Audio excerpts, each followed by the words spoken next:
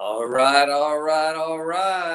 Welcome to the Tuesday night Principal Chiro broadcast from Dynamic Essentials and Band of Brothers. I'm Dr. Brian Moriarty, your esteemed host for tonight's exciting call with Dr. Matt Alvord. But before we get to Matt, we're going to talk about DE coming up here, guys. Dynamic Essentials is upon us here.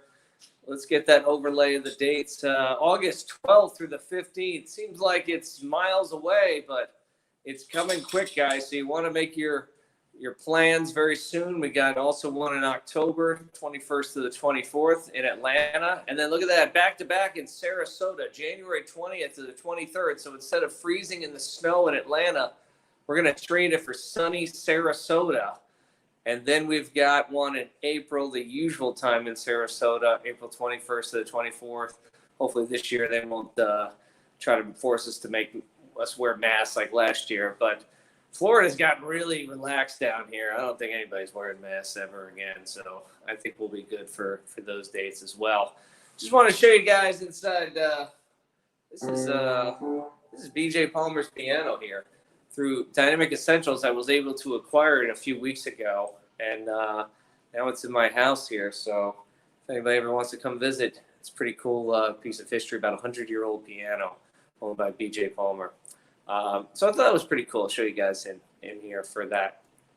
But for tonight's call, we've got a stud here. He's like my brother-in-law. He's like we share a really good mutual friend in Dean Satilli, and through Dean, I feel like me and this guy have gotten a lot closer.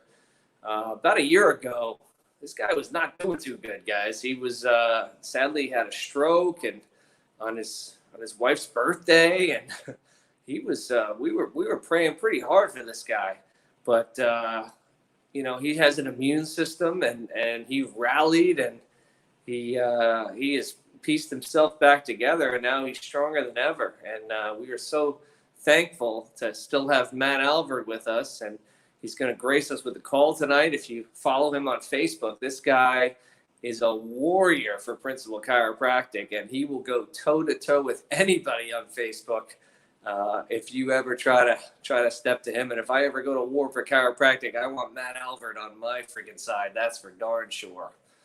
So without further ado, from St. Cloud, Minnesota, give it up for Dr. Matthew Alvord. Take it away, Matt. Thank you, brother.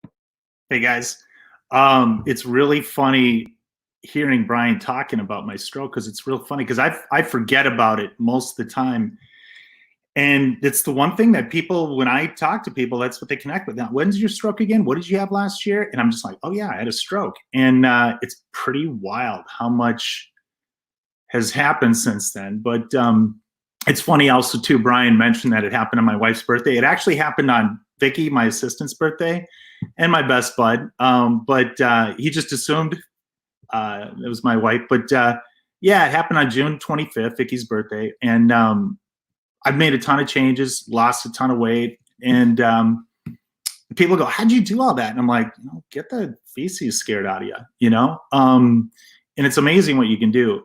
I was reading this stuff with Jack Canfield, and he said there's two ways that people make significant changes to their consciousness. And he said they either have repeated affirmations they constantly retrain their brain with, or they have a very traumatic emotional event. And that did it. So if you can't do that, then you have to go with the stuff you can control, which is the repeated affirmations day in, day out to reprocess and retrain your brain into a better state of mind. I've been doing a lot of reading, just diving really deep, soul searching literally, and really diving hard into DE stuff. Really found out what my mettle was. I'm a big talker. I think I'm a big walker too, but you don't ultimately know till you have to go to war, or go to war within yourself for what you have when you can't move half your body and you don't know when it's coming back. I've told people it's like, typing a book online and you hadn't hit saved and all of a sudden the power went out and you're like, oh, shoot. And then you turn the power on and you're like, please, please, please, please, please. And all of a sudden everything starts coming on. And for whatever reason, your entire paper, your entire book is still there. So that's kind of what happened with me. But anyway, so with that, getting up real early every day without really questioning anything, just doing everything I possibly can, everything from the morning breaths to the ohms to the reading and journaling. And I mean, I've got 2 journals going on at one time. But with that, I think my favorite thing I've been reading, and I'm done with it now, is getting back into Sid Williams' Blue Book. I forget what it's called, but it's the affirmation thing. Boy, that thing is so chock full. I think I have more yellow in it than not yellowed in there. But what really hit me was that I'd always struggled with the principles of DE, which are purely just principles of spirituality and success and all these things that predated even chiropractic. But Sid put together so beautifully in a package for chiropractors to really get their headspace right so they could practice the other set of immutable principles that we refer to as 33. So if Dee said that the principles of chiropractors are old as old as the vertebra, we could say the principles of spirituality that are behind them and the things that and the laws that DE follows are as old as the vibration of the molecules that make up the vertebra. I mean, predating all of that. So one thing that really hit me, was a big crux for me, was when I realized that I was so rock solid on chiropractic principles, never question them, clear people, trust everything that followed was good and right and not to be questioned. But when it came to spiritual principles, even DE principles, lasting purpose, I'd go, that sounds great. That sounds great. Maybe I'll do those. Let's see how that goes. I never used that language when it comes to chiropractic, but I did with DE principles. I did with anything related to that. Again, spiritual principles principles of success, what do you want to call it, Napoleon Hill kind of stuff, everything, it's all interconnected. But what I finally realized is reading Sid Williams, and he talked about dropping the keys and falling leaves from a tree and floating leaves in a stream, and then a broken shoe selling pots and pans, and then throwing knives as a kid. And I'm thinking, it's all the same thing. There's no difference between dropping keys and a broken shoe. They're all the same immutable principles. So what hit me was that even though I knew the chiropractic principles really well and followed them really well and had unquestioning, unconditional acceptance of them, when it came to the spiritual principles, the DE and the lasting principle, I would go, okay, that sounds good. Let's give it a shot. It was hedging. It was uncertainty. And then I realized they're the same principles. And so what I ended up doing was, I have to do this stuff for myself more than anything, but I went through the chiropractic principles and I started seeing the language of spiritual principles behind that. What I mean is, we talk about the triune and we talk about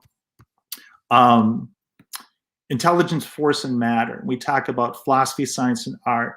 But then I started to see, well, there's consciousness and there's will and there's force, because we have this inner voice we talk about. And how does that get through? And all those things that DE addresses. And I ended up coming up with this translation of chiropractic principles into these spiritual principles, I'll call them, but really they're just DE principles. So I want to go through those and I want to kind of just vet them out with you, and you can take what you want, but I had a fun time doing it. Wasn't even sure I was going to be able to go through and see them all through, but I really got a lot out of it.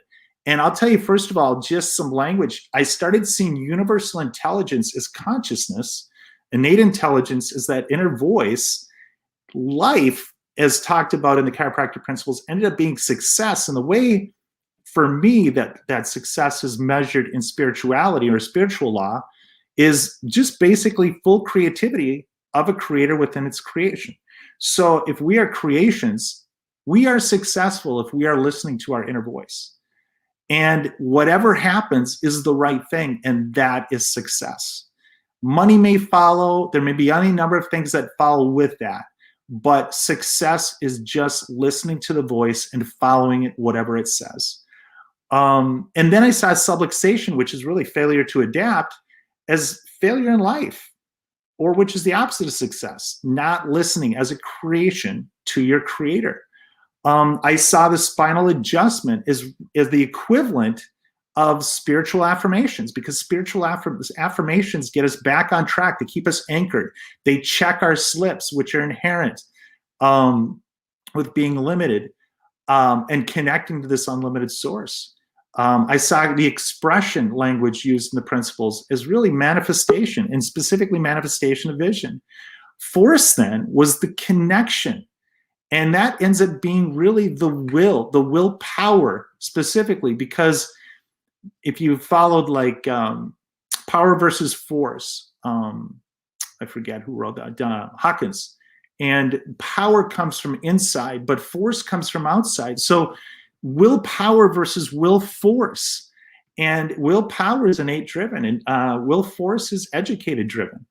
And then I ultimately saw matter within the spiritual laws is basically meaning action, in a particular purposeful action.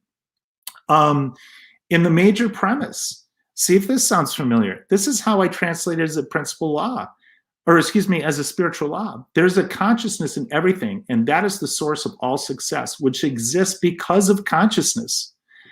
In the chiropractic meaning of life, if it's the expression of intelligence through matter, then the manifestation of consciousness through action is the meaning of success. And life can't just be motion. I know we say life is motion, but you know what, guys? Decomposition is motion. And so it has to be purposeful. Just being active, in other words, if success principles and spiritual principles go, I got to get busy, I got to busy. What do we say? You got to slow down, you got to listen, you got to get quiet, you got to court the silence. Being busy is not enough.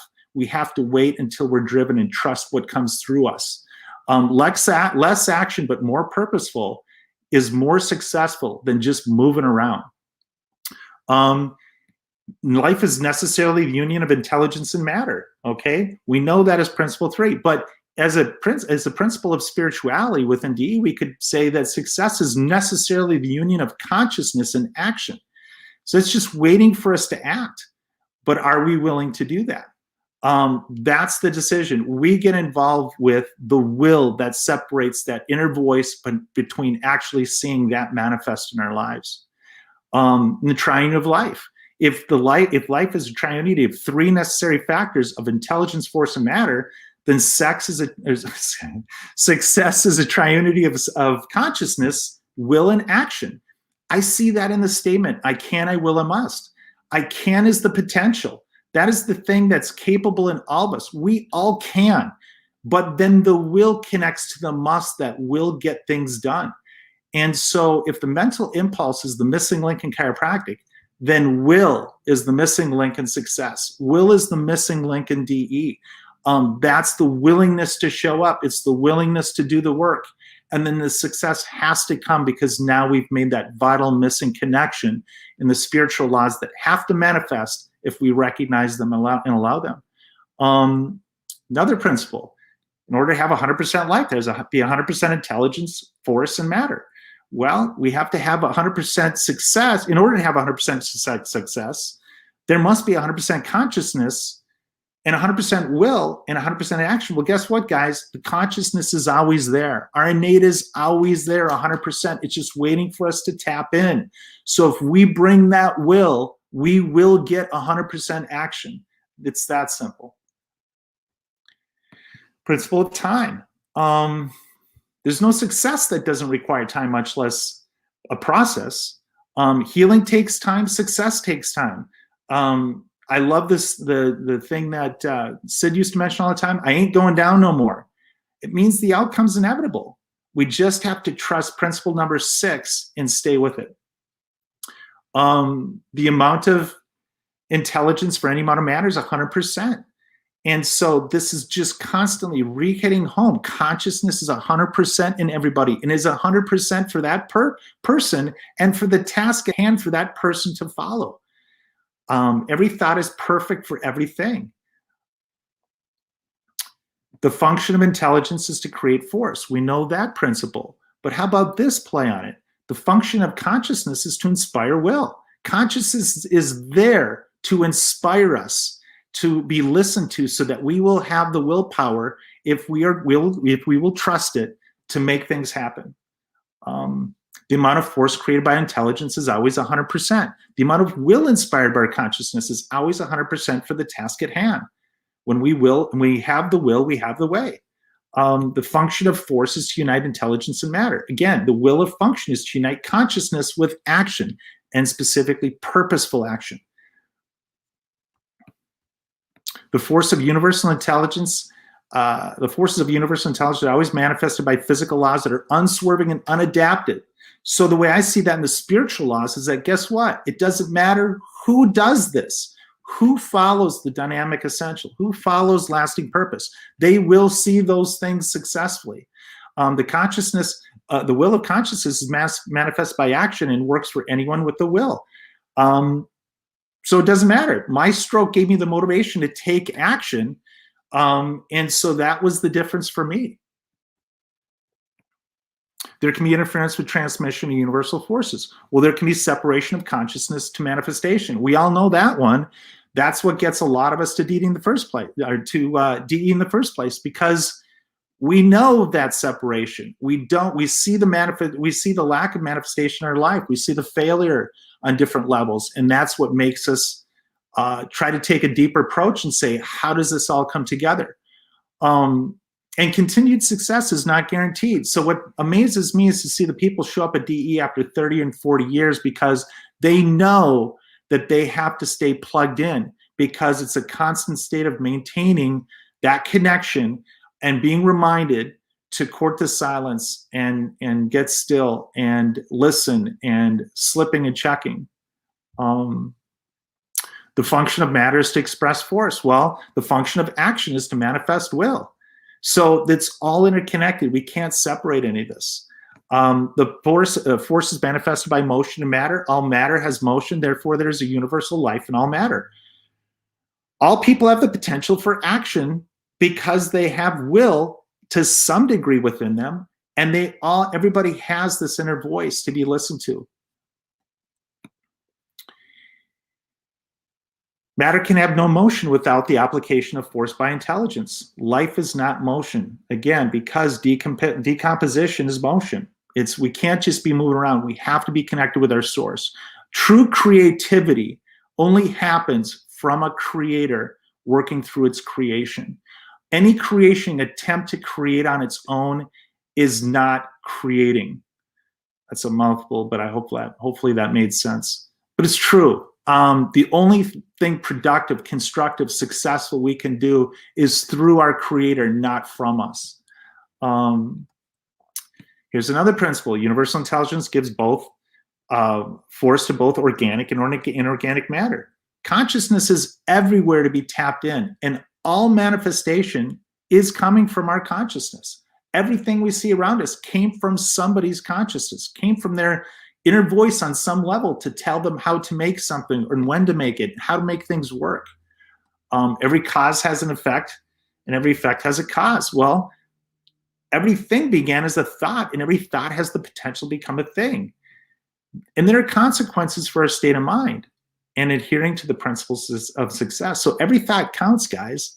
Boy, ever since my throat, I've been really thinking moment to moment, what is this? What's going to happen as a result of this thought? Is this thought productive? And without getting too anal about it, I don't know, maybe tripping over my own feet, but really just being conscious of that whole dynamic of, is this productive? Is this fruitful? Where does this thought lead to? And I never used to think about that all the time, but I spend a lot of time thinking of those things now. The signs of life are evidence of the intelligence of life. Well, the signs of success are evidence of the consciousness of success. It's cool to see the docs and the people around us where you can see success manifesting in their life, and you know it's working for them. You can feel it. You can see the fruits of that around them, and it helps motivate us to get connected to our Creator. Success leaves clues, just like failure. The matter of the body of a living thing is organized matter. Well, the actions of a successful person are purposeful. Success isn't an accident or luck. There's a lot of hard work going on. I know Brian just bought this big, beautiful house, and all I can think of is all the hard, purposeful work that happened behind it, with the trust that initiated with listening to that inner voice.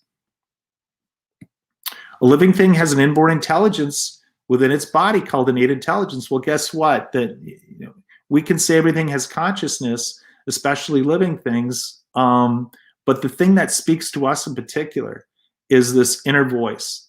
And that voice is always whispering, but are we listening? And the illusion is that that voice is only whispering when we are willing to listen. I know I get the illusion that if I hear this inner voice, that it spoke to me at that moment, but it's been speaking to me the whole time. So again, how does that relate to chiropractic? Well, when we adjust somebody, innate didn't show up at that moment to adjust them. Innate's been there the entire time waiting to get tapped in and to allow restoration to occur and have more of innate show up to do the work it needs to do. So that the challenge is the inner voice is always there. And if we can just take the time to quiet ourselves and listen and trust, it's just waiting for us to speak to us. The mission of innate intelligence is to maintain the material of the body of a living thing. And the mission of our inner voice is to guide us towards success. Really, I can't see the inner voice inside of us having another job. It's designed to speak, and it's designed to speak our internal consciousness of what is only good for us. Now, I'm going to skip down here. Obviously, it's got along for me, and I can get really verbose with this stuff. But I just really wanted to stress some certain ideas. One of them is this. I found the passage in the Bible, and I'm sure there's probably more than one, but this one really spoke to me about the still small voice, because I couldn't figure out where it came from, because a lot of old books talk about it. And in the Bible, this quote from 1 Kings says this: "And behold, Jehovah passed by, and a great and strong wind rent the mountains, and broke in pieces the rocks before Jehovah. But Jehovah was not in the wind. And after the wind, an earthquake, but Jehovah was not in the earthquake. And after the earthquake, a fire, but Jehovah was not in the fire. And after the fire, a still small voice." Whew. I don't know why that made me emotional, but it's I've read this thing like 6 times, but it's so funny. I just got emotional just now. But boy, it's amazing how educated, the way I take it is educated, keeps looking for this still small voice in great, big, booming places. And that's educated's way. And when, you know, when Sid was using his educated to force that cell, and then all of a sudden the rug slips out from underneath him and he breaks his shoe, that's when it showed up for him. And actually, it didn't show up. That's when he was willing to let his educated go in his back pocket and listen. I looked up the definition of court, and it's interesting. To court something means to be involved with romantically, typically with the intention of marrying a sovereign's residence. So how appropriate to refer to the still small voice as courting that silence that it resides in. And in a way, it's courting means preparing a house for the Lord. We have to be willing to let go of the past then to accept a better future through this inner voice that's there for us. And boy, this sounds pretty religious right now, but it's really not, guys, is it? This is just the crux of the whole thing. And, you know, if I just speak to the subluxation principle, we know that interference with transmission in the body is always directly or indirectly due to subluxations. And the way I see that as a spiritual principle is failure is always directly or indirectly due to ignoring our inner voice. When we're not connected with our source of success, we simply cannot succeed. as we end the principles, I'm just going to the last one here, but the law of demand and supply. The way that really hit me from a success principle, from a spiritual principle, is ask and you shall receive. Because the peculiar thing about the law of demand and supply is it doesn't say the traditional way of supply and demand, because innate intelligence gives it when we ask for it. And if you don't get receiving before you ask for it. And that's a powerful thing for me. Now, I've always said this, you can't have chiropractic without restoration. So I literally created a 34th principle. But the way I see that spiritually is really just to end with the DE note of restoration then means becoming aware, humble, and obedient again to the inner voice that we've had the whole time. And then you end up having retracing as a concept in chiropractic principles, but in spiritual principles, that to me means shedding the husks. And retracing cannot feel good. We've seen it with our people. We might have seen it in ourselves.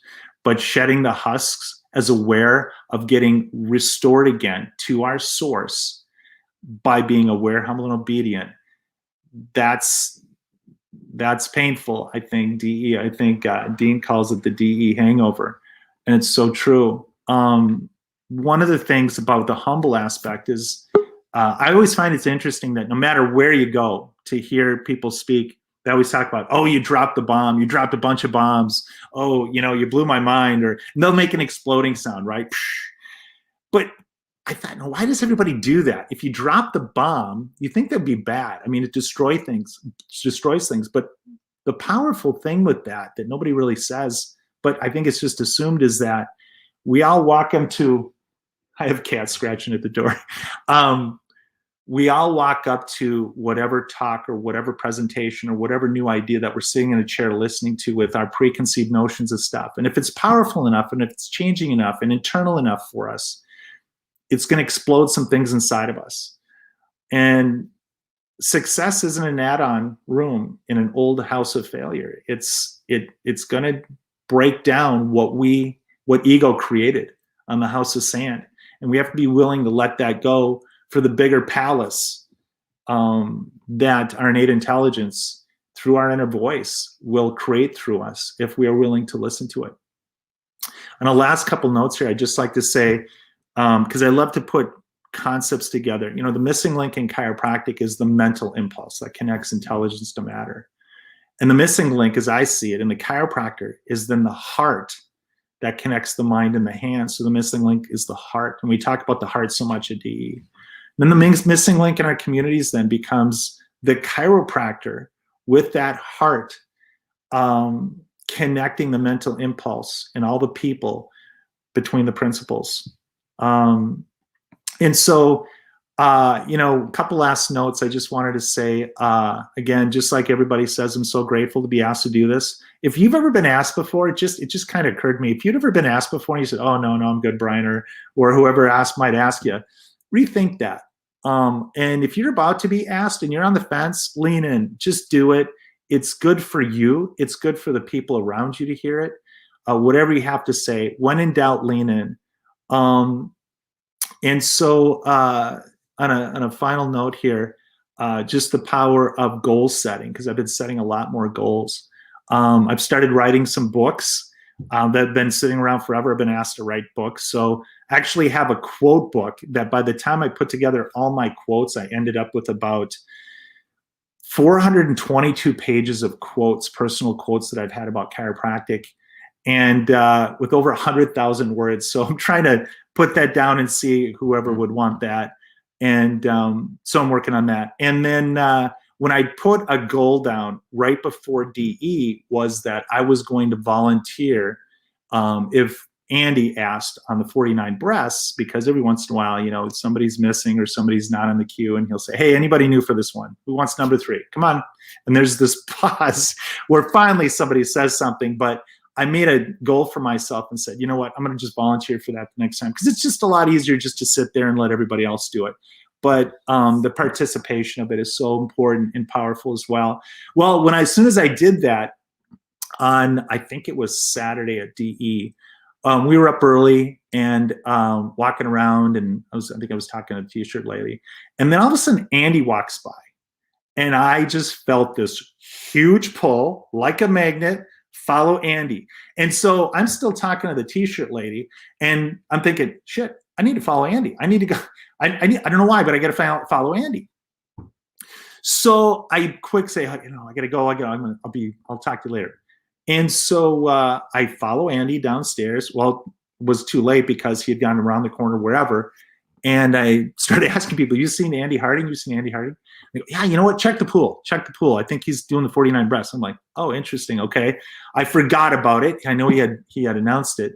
So I go out there, and just the way Providence is or whatever, after I decided to make this goal, I go out there and Andy's sitting by himself, and nobody else showed up for the 49 breasts except for me and Andy.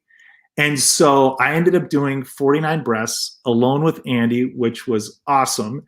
And we just traded off 1, 2, 3, 4. And at the end, because you guys all know how loud Andy can get, and I can get a little loud, but not as loud as Andy.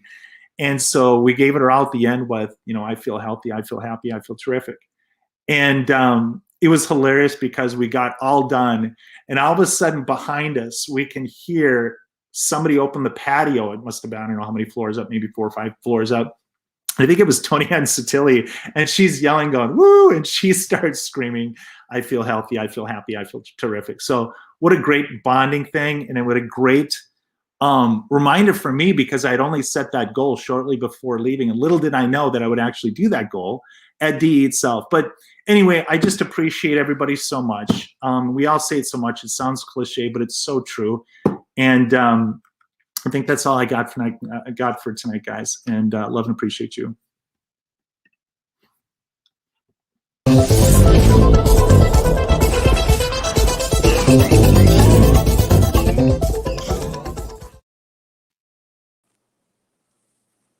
Hey, Matt, that was absolutely beautiful, man. Thank you so much for doing the call tonight.